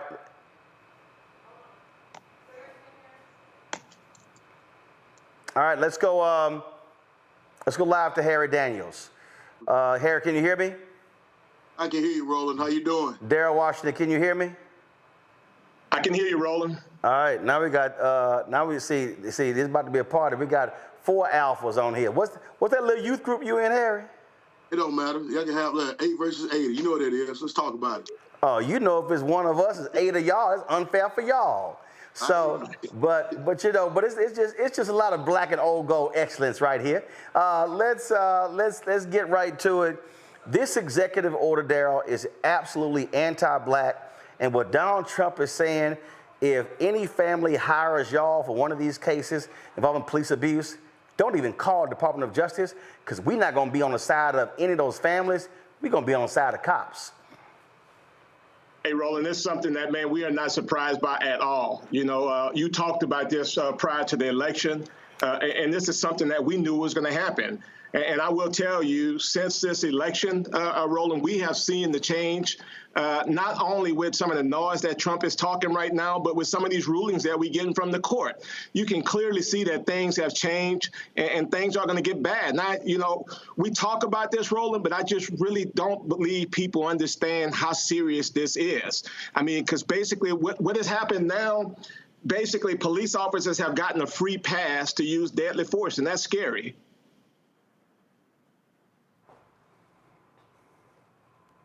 Harry? Yeah, I agree with Darrell. You know, a lot of these things is happening. You know, you see these ramped up police executions and dealing with deporting people. And not just that, dealing with officers feel like they are immune, not just from prosecution, but immune from the law in any aspects. And this order that Trump passes, that he signed an executive order, one of the biggest things that I saw that I'm trying to figure out how he's going to enforce an order locally on local municipalities and local governments in order to pay for liable officers for their expenses. And Roland, we're talking about liable officers. He used the word unjustly prosecuted, or or whatever the case may be, for misconduct during their official duty. Well, if you go through the justice system and a jury find you liable, then you're not unjustly prosecuted. You're justly prosecuted for your acts.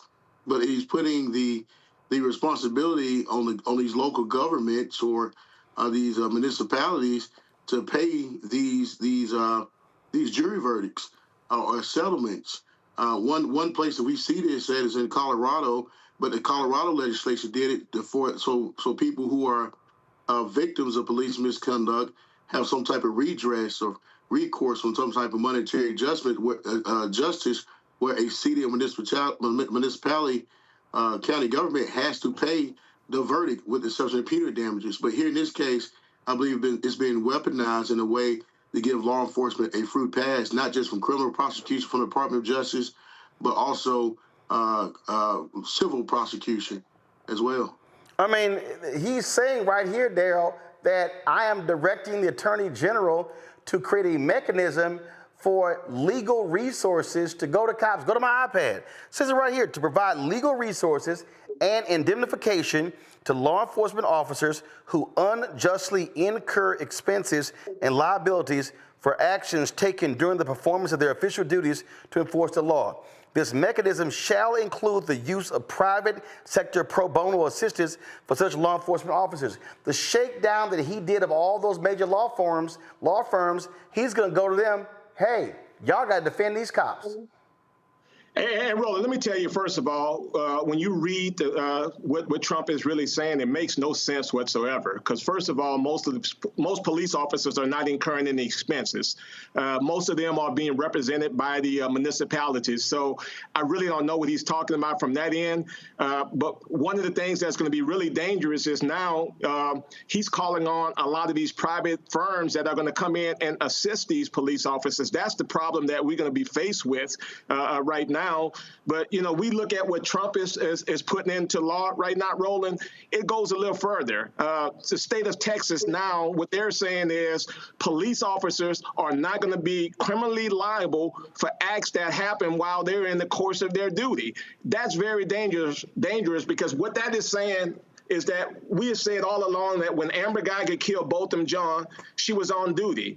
When Roy Oliver killed 15-year-old Jordan Edwards, he was on duty. But if you read what Trump and what these state governors are now saying is that if somebody is killed while the officers are on duty, there's not going to be any criminal liability. And that's the thing that is very scary.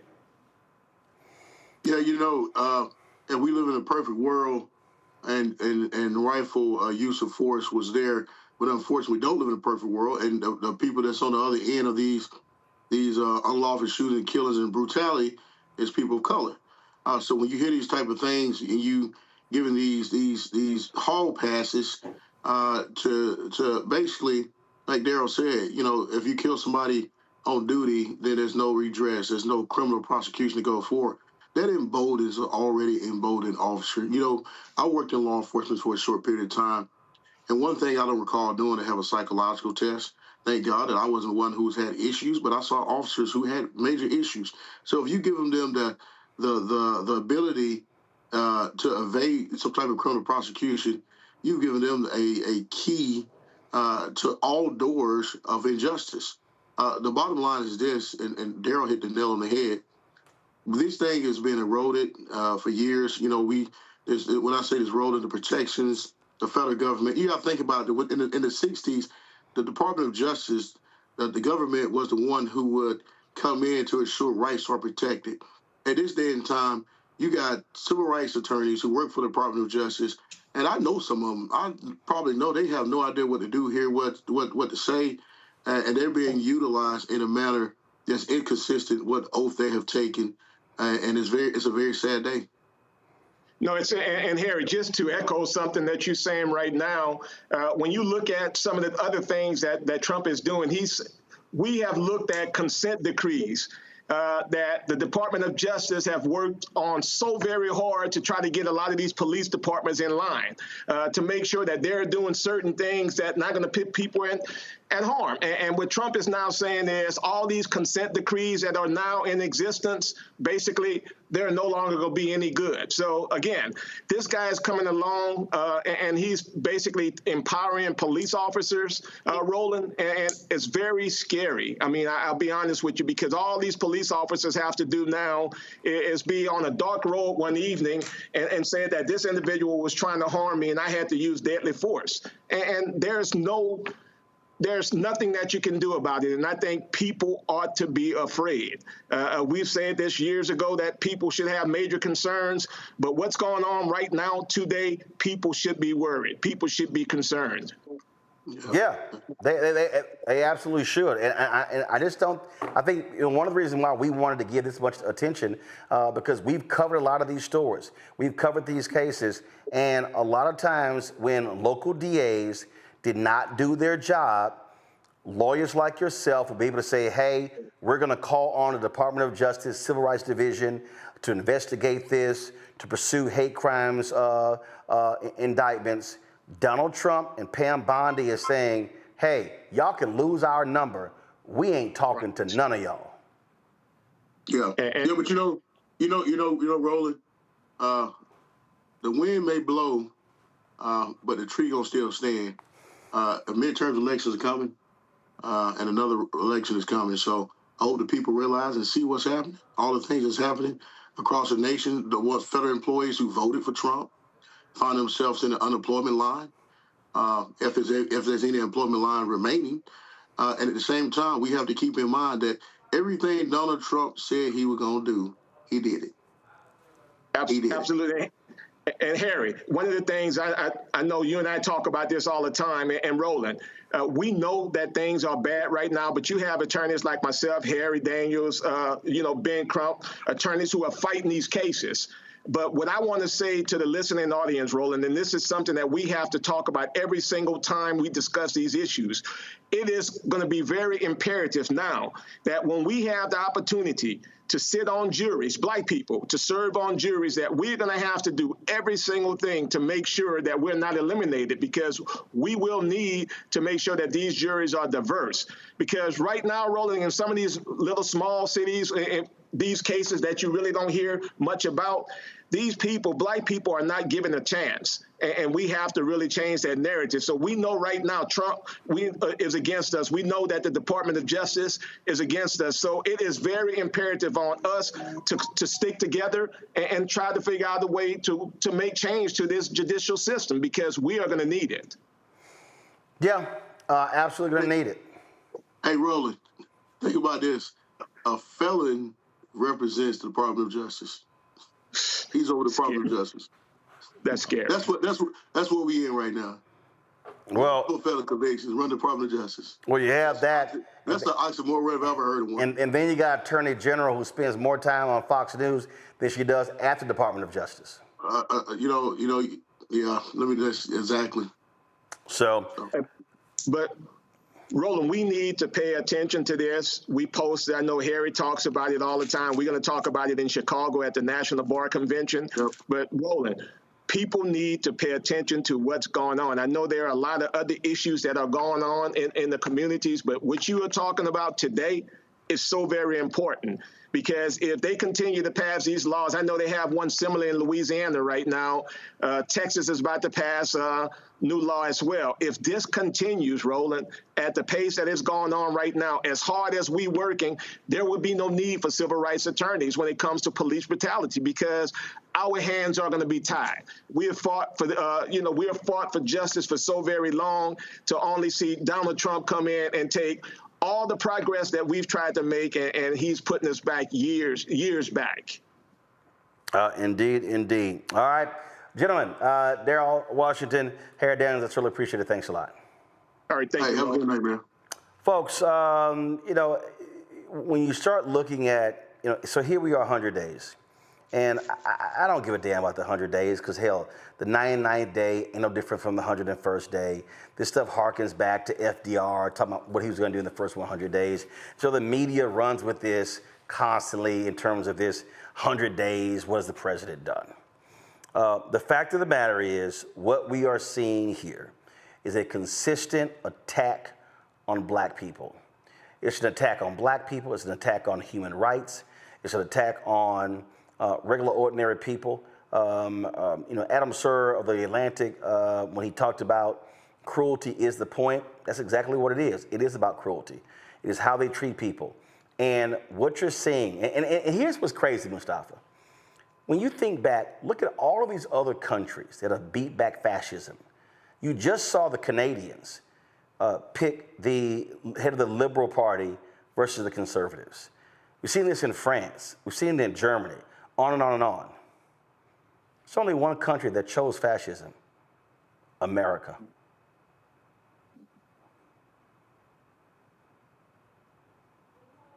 Mustafa? Yeah, well, that is true. And the question becomes, do you learn from your scars? Do you try and hide your scars? And do you pretend like your scars isn't there? And that's been something that America has never wanted to deal with. And because it has never wanted to deal with the sins of the past and the present, it continues to create these opportunities for those who fit the narrative to take office and to lead. So that's what we find in this particular moment. And then turning over power. My grandmother always says, and folks have heard me say this before, when you know better, do better. I continue to wonder when America is actually going to do better consistently, right? So, you have a President Obama, and then you find the pushback that happens with that. Then you'll take another step forward, and then you'll have somebody comes in that pushes you 3 steps back. America has to finally make a decision about, does it want to be a 21st century America or does it want to be a 19th century America? Because in the policies that have been put forward and the sets of actions around erasure and everything else looks a lot like, the 1860s and 1870s. People often want, talk about, the things that happened during Jim Crowism. Well, yes, because that's what we're seeing play out right before our eyes now. So, as the brother just said just a second ago, we've got the midterms coming up, and then you've got the elections in 2028. But there's a lot of damage and a lot of bad that can happen before those particular moments happen. And that's why we've got to come together as community and protect and uplift each other. Absolutely. Joe? Yeah, this is, everything's harder now. The civil rights fight is never easy to begin with, but it becomes more difficult. And even I see in juries, in potential juries, less sensitivity. I see juries potentially sometimes being a little bit more sympathetic or more indifferent when there is a Trump-like boss or a sexual harasser, or those types of things. Jury's trying to be less sensitive when your client didn't lose their job, but they were on leave for a year to a year and a half. So it tries to change a lot of things in terms of how we approach cases, and we do have to read the room in terms of what it is that we're doing. But that being said, the fight is still the fight, and it wasn't taken on because it's easy. And even if it gets harder, it's still worthwhile. I'm reminded of my aunt, Josie Johnson, who is a civil rights leader who did things with Walter Mondale and Hubert Humphrey in the 50s and all of these other things. She always will tell us, well, darling, just stay optimistic, et cetera, because they saw people lynched. They saw things happen. And so they would never give up their optimism despite the difficulty. And in fact, because of the difficulty. So we have to stay in the game. Whatever's happening, it is serious. These brothers that just talked about it are underscoring how difficult what we're doing is now and how much harder it's getting because of what Donald Trump is doing. And all that is true. And yet, as he said, the wind blows, but the tree's still going to stand. So we got to stay in there, but we got to be aware. Don't walk in the street and get hit by a car. Listen, you're walking in the street and the car's going 5 miles an hour. You're going to get hit if you're not cognizant of it. The car could be going faster, but if you know it's coming, you have a chance to get out of the way. So let's do what it is that we have to do and stay optimistic. Well, I just want people to understand that what's going on here is real. It's real. And it cannot be overlooked. The last thing here, folks, the Alabama Bar Association has honored longtime civil rights attorney Fred Gray with a statue outside of their bar association. This was 5 days ago. This is what the statue looks like here. Alabama State posted these photos here. This is the unveiling of the statue. You see Fred Gray there on the far right with his wife as the unveiling of the statue takes place. Of course, Fred Gray, legendary attorney. He, of course, Dr. King's attorney, Rosa Parks, and so many others. This is a man truly fighting for freedom. You remember in Montgomery, they named the street after him. They took the name down of a Confederate person. And the state of Alabama was a little pissed off. They fined the city, but folks stepped up and paid that particular fine. So that street's named after him. But this statue. And so next time I go to Montgomery, I'll be sure to get a photo of that. I'm always about documenting, again, our statues. We've been inundated with Confederate statues all across this country. So it's great to be able to see things along those lines. So congratulations to Attorney Fred Gray. That's it for us. Joe, Larry, Mustafa, I appreciate y'all being on today's show. Thank you so very much. Folks, don't forget, stuff that we cover here, you aren't seeing other places. You aren't seeing black-owned media cover these things. And so it's critically important for you to support the work that we do. Of course, we don't do a subscription here. That was by design. I knew a lot of people could not pay a monthly subscription fee of $7, $8, $9, $10. So we purposely kept this show free. But your support is absolutely critical for us to do our work, for us to travel around this country, having town halls, covering news stories, being able to send crews out to things that happen here in the nation's capital. As I'm always saying, we don't have millionaires and billionaires cutting us checks. It's your support that is hugely important to our work. And so if you want to contribute, and what we do, of course, every Friday, we thank our donors. We run every single name of the 35,000 people who've donated to this show since we launched September 4th, 2018. So if you want your name on that list, you want to give via Cash App, use the Stripe QR code. You see it right here. Click the Cash App button to continue to contribute. You can also, of course, use this Stripe QR code for credit cards as well. Checks and money orders, please make them payable to Roland Martin Unfiltered, not Roro, not Uncle, not Black Star Network, not Roland Martin, not Unfiltered. Roland Martin Unfiltered, P.O. Box 57196, Washington, D.C. 20037-0196. PayPal's R Martin Unfiltered, Venmo's RM Unfiltered, Zelle, Roland at RolandSMartin.com, Roland at RolandMartinUnfiltered.com. Of course, download the Black Star Network app, Apple phone, Android phone, Apple TV, Android TV, Roku, Amazon Fire TV, Xbox One, Samsung Smart TV. Be sure to get a copy of my book, White Fear, How the Browning of America is Making White Folks Lose Their Minds, available bookstores nationwide. You can also, of course, get our swag, get our t-shirts, mugs, hats, all that good stuff. You see our shirts. MAGA chose between woke or broke. They chose broke. Don't blame me. I voted for the black woman. And of course, FAFO 2025. Hashtag we tried to tell you. Go to rolandmartin.creator-spring.com. You can also use the QR code there as well. We want you to support the app Fanbase. Download the app if you want to invest. As part of the Series A crowdfund, go to startengine.com/fanbase, startengine.com/fanbase. Folks, that's it. I'll see y'all tomorrow right here, Roland Martin Unfiltered on the Black Star Network. Holla! Black Star Network is here. Oh, no punches! I'm real revolutionary right now. Thank you for being the voice of Black America. All momentum we have now, we have to keep this going. The video looks phenomenal. See, there's a difference between Black Star Network and black-owned media and something like CNN. You can't be black-owned media and be scared. It's time to be smart. Bring your eyeballs home. You dig?